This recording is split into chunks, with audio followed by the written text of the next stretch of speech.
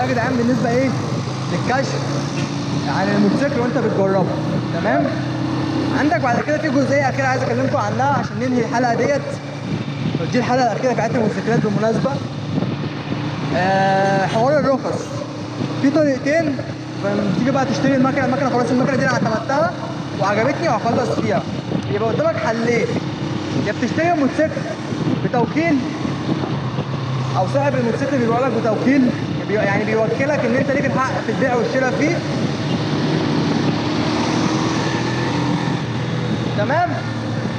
او بتشتريه بعقد مسجل. الاحسن طبعا انت تشتري بعقد مسجل عشان خاطر العقد المسجل بتبقى ضامن ان يعني المكنه بتبقى باسمك على طول. تمام. انما التوكيل انت بتبقى ماشي باسم صاحب الموتوسيكل، وهم الناس بتعمل كده او بيمشوا بالتوكيل عشان يبقى مثلا الرخصه لو بتبقى ساريه فالاحسن لك تمشي بتوكيل. تعالوا نقف كده في حته ظل عشان نعرف نتكلم.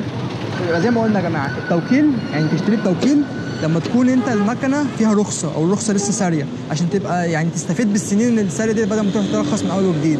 انما العقد المسجل بتعمله لما تكون الرخصه خلاص هتنتهي عشان ترخص باسمك على طول، لان انت كده كده لو شريت توكيل والرخصه خلصت انت كده كده هتبيع لنفسك فهتعمل عقد مسجل.